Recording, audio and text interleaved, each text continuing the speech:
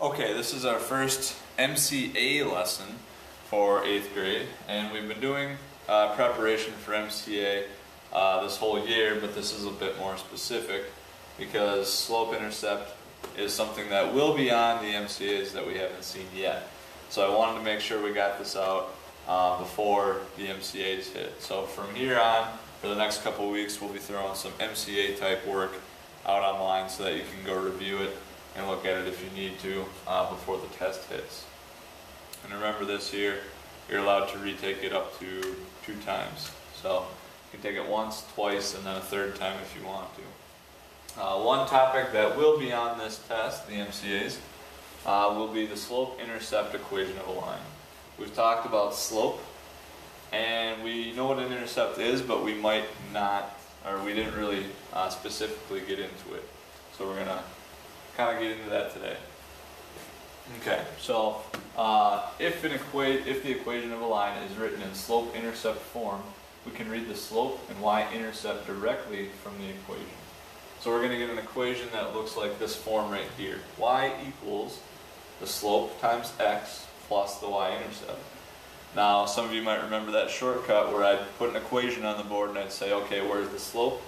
Well, you could either graph it, or you could look at what was right in front of the x, as long as the x was to the first power or the first degree. If it's to the second power or anything higher, it doesn't work. But as long as it's just an x, you're okay. So let's take this line for example here. The slope is 1/2. They chose 2 points. They chose this point right here and right here. They know those are on the line, and they're easy to figure out our rise and run. So slope was rise over run. That's our slope. So we look at how far we run to get directly beneath that point. That's 2 units, 1, 2. And how far do we have to go up? We go up 1 unit, 1. So that's how they get a slope of 1/2. Now the y-intercept, which we have brought up before, is where your line passes the y-axis. So where your line crosses this vertical line, and that point is right here, and it's at y equals -1. Okay? So those 2 things alone can get us an equation of a line. So if we insert what we were talking about up here, our slope, we get this equation right here. Y equals 1/2 x minus 1. Okay, because the slope was 1/2 and the y-intercept is -1. So y equals, what was our slope? 1/2 times x plus whatever our y-intercept is. So it's plus our y-intercept across that y equals -1. So -1. And if we rewrite that, adding a negative is like subtracting.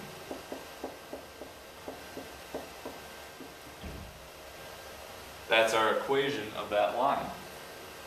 And what we can do is we can insert numbers in for x to help us graph this thing if we wanted to. So for instance, if I put 0 in for x, I get 1/2 times 0 minus 1. 1/2 times 0 is 0. 0 minus 1 is -1, and we get y equals -1. Okay? And that's where our y-intercept is. It's whenever x is 0, and that point should be on there. If x is 0, y is -1, we go over 0, down 1, and there we are. Okay? So we can put any number in for x that we want, and we can get a point that would be on that line. Let's put 4 in for x real quick and see what we get. That would be 4 for x. Half of 4 is 2. 2 minus 1 is 1. So that's over 4 up 1. 1, 2, 3, 4, up 1. And you can see we're on that line still. Okay? So this is how we come up with what we call the slope-intercept form of the equation. And down here is the generic version of it. Y equals mx plus b. M is the y-intercept. M is the slope. B is the y-intercept. So M equals slope. B equals y-intercept. Alright? So we're taking two things that we know and combining them to get an equation of a line. Alright. Let's look onward here. Oops, my dots are still here. Okay. So yes, many of the books show the slope-intercept form the way I just said, y equals mx plus b. M is for the slope, b is the y-intercept. And we want to consider the following equations here, and their graphs. And I'll bring up the equations of these lines. So let's look at the slope here, 2 points, right here and right here. To get over, so it's rise over run, we go, the way I do it is I usually go over 1, and we go up 1, so 1 by 1. You can do it this way too, you go up 1 and over 1, same thing you get. The slope of this line is 1. So let's take a look at what that equation is. Where does it cross the x or the y-axis? It crosses it at y equals 0. So the y-intercept is 0. Slope is 1, y-intercept is 0. So if we put it into our form here, y equals 1 is the slope times x plus 0.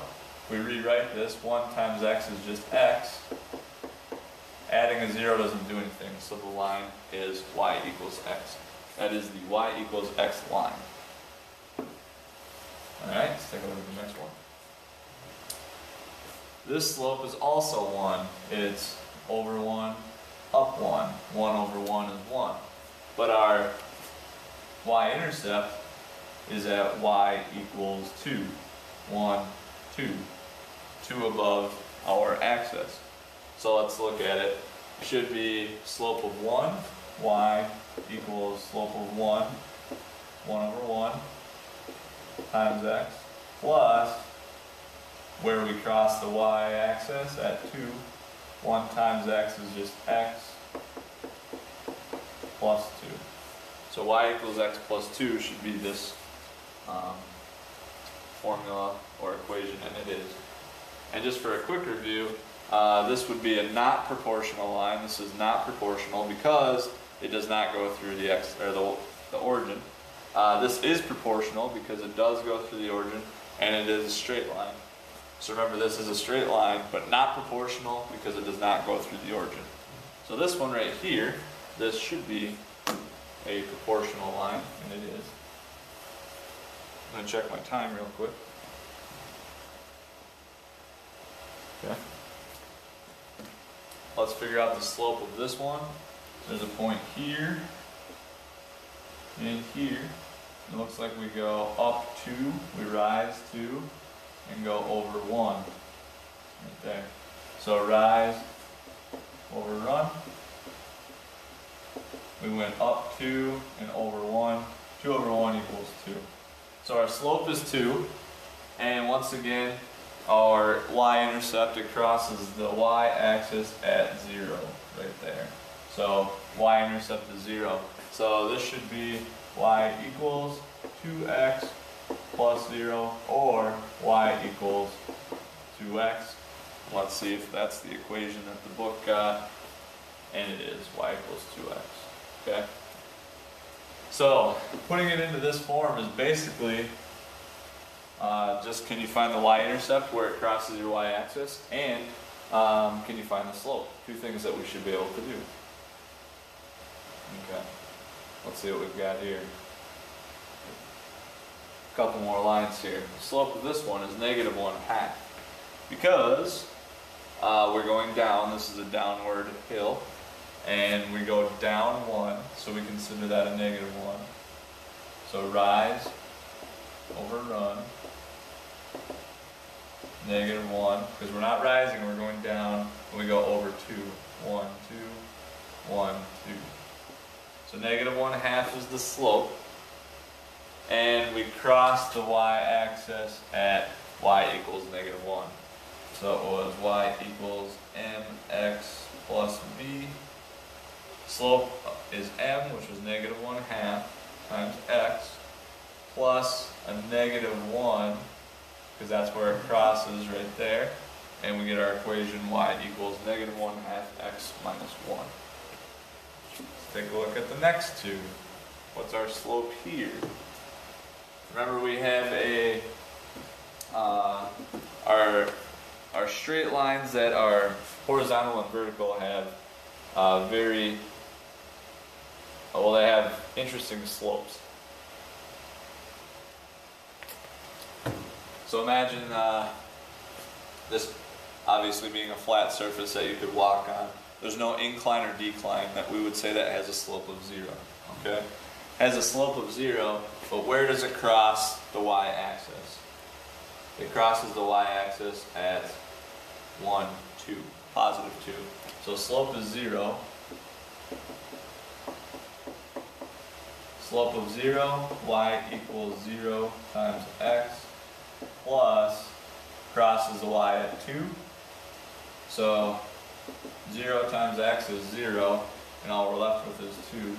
So we should have a line y equals 2. And let's see if that's what they got. That's what that should be. Okay. And our last one. This, imagine trying to walk up a 90-degree or a wall basically with no help, no pulley system. Okay, you wouldn't be able to do that unless you had a pulley system. We would call this an undefined slope. Okay, so slope is undefined, but every point has an x-coordinate of negative 3. So this is, vertical lines always have a weird equation. It's never in terms of y, but you can see it crosses the x-axis at negative 3, negative 1, negative 2, negative 3. Every point on this line is at x equals negative 3. That's why that's the equation for the line.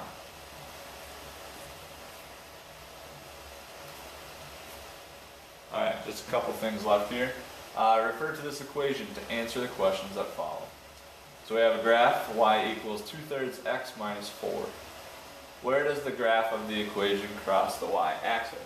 So let's look at our form. Y equals mx plus b. Alright. So if we rewrite this, or think about it, it could be y equals 2/3 x plus negative 4. We could rewrite it like that if we wanted to. So where does it cross the y-axis? Well, this is our y-axis right here that associates with b. So it crosses at y equals negative 4. Does the line rise to the right or fall to the right? Well, if we have a positive slope, we're going to be rising to the right. And we do have a positive slope. It's a fraction, but it's positive. So it would rise to the right. Okay? So remember, a positive slope means we rise to the right. Negative slope means we fall to the right.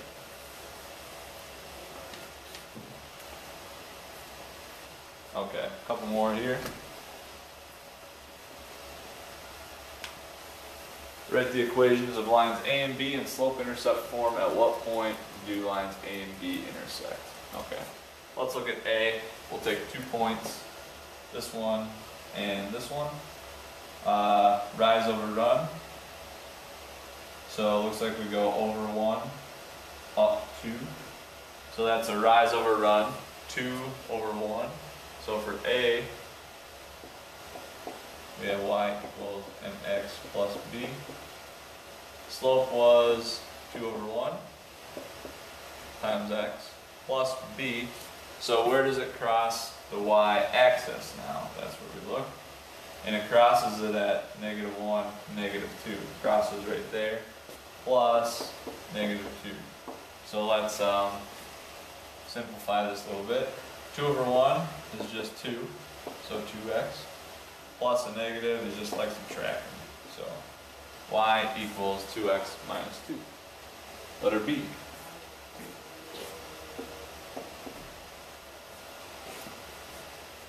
B is this other line. Let's take 2 points here. Let's take this one and this one. We go over 2, up 1. Different than the other one because we go over 2, we run 2, and rise 1.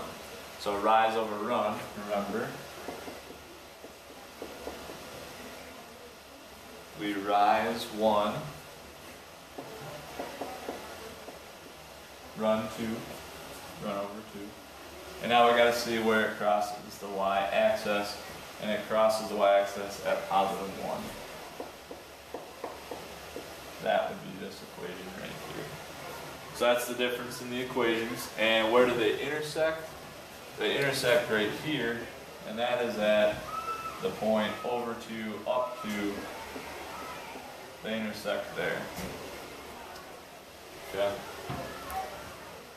So actually, if I put 2 in for x, I should get the same y value for both equations. Let's see if that happens. 2 times 2 is 4, and then minus 2. So 4 minus 2, and we get 2. Let's put 2 in over here. 1/2 of 2 is 1. 1 plus 1 is 2. Okay? So it'll give us the same y value if we put in the same x value. Where they intersect, that is. Okay? That's what that means. And we'll get into that a little bit more later. We just got one more thing to show you. I don't know how much time I have, not much. Okay. Graph the equation using the given slope and y-intercept. Okay.